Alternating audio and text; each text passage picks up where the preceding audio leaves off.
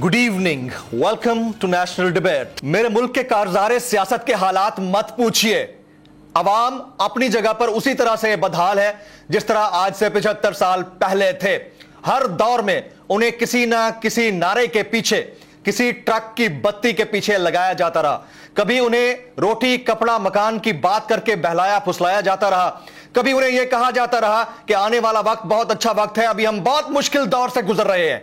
आज 2023 हो चुका है। आज भी अवाम पाकिस्तान यानी जमहूर, उनको एक ही बात कही जाती है कि आज भी आप मुश्किल दौर से गुजर रहे हैं, आज भी आपको आटे की लाइनों में लगना है, आज भी आपको सस्ते बाजारों के नाम पर अपनी जानें देनी है, आज भी महंगाई और मुश्किल मामलात से आपको निबर्दाज़मा होना है। आज भी जो जो हालात उनको गले पड़ रहे हैं उससे वो निबर्दाज़मा है। खासतौर पर मिडिल क्लास तबका और इसके साथ साथ पॉवर्टी लाइन से जो नीचे तबका है उसके लिए जिंदगी बहुत मुश्किल होती जा रही है। सवाल यह है कि कारज़ारे सियासत के अंदर रोजाना की बुनियाद के ऊपर हम जो मसाइल देख रहे हैं, क्या सियासतदानों का या हमारी एलीट क्लास का इससे कुछ लेना देना भी है? एक शख्स जो ऐवान इख्तिदार के अंदर बैठता है, उसने शायद कभी देखा हो कि टमाटर का रेट क्या है। उसको शायद ही पता हो कि अगर कोई शख्स बीमार होता है तो एक इंजेक्शन की सुई लगवाने के लिए उसको कितने पैसे देने पड़ते हैं। उसको शायद ही पता हो कि एक पेन किलर लेने के लिए उसको अपनी जेब से कितने पैसे देने पड़ते हैं। उसको शायद ही पता हो कि पेट्रोल जब महंगा होता है तो बाइक में 1 लीटर पेट्रोल डलवाने के लिए उसको कितने पापड़ बाल झेलने पड़ते हैं।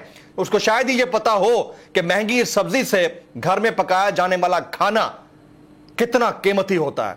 लेकिन ऐवान इख्तिदार में बैठे हुए लोग शायद इससे नाबलद हैं। वो जिनके पास बड़ी बड़ी गाड़ियां हैं, महंगे महंगे घर हैं, जिनके पास लंबी फ्लाइट्स हैं, बाहर के पासपोर्ट्स हैं, उनको शायद इस बात का अंदाजा ना हो कि महंगाई एक आम शख्स के ऊपर कितनी बिजली गिराती है। आज बात हो रही है ग्रैंड नेशनल डायलॉग की। होना चाहिए, बहुत जरूरी है, लेकिन आम आदमी को आइन के पीछो खम में उलझाकर अगर ग्रैंड नेशनल डायलॉग को कामयाब कराना ही है तो फिर करा लिया जाए।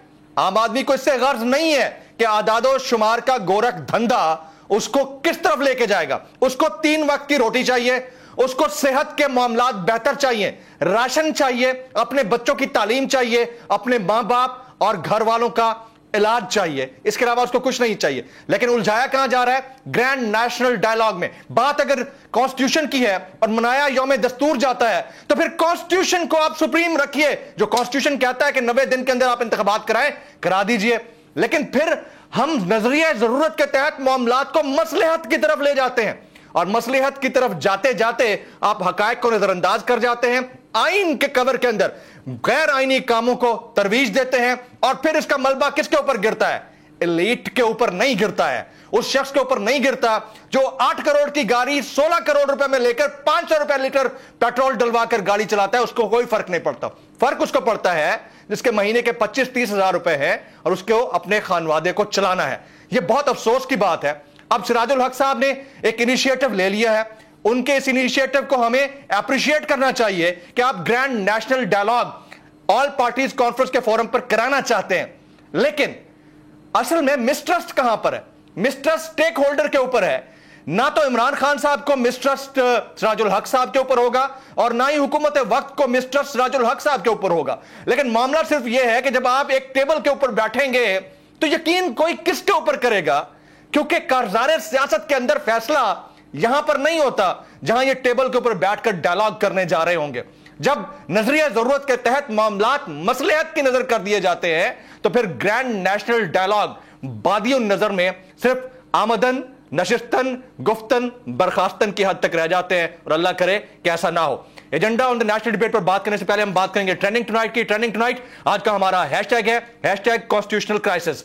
#कॉन्स्टिट्यूशनल क्राइसिस मुझे जमील फारूकी कहते हैं। आप मेरा प्रोग्राम नेशनल डिबेट बोल न्यूज पर मुलाजा करते हैं। ऑन द डिबेट टुनाइट आज के हमारे मुअज़्ज़ज़ मेहमान हैं अमीर जमात इस्लामी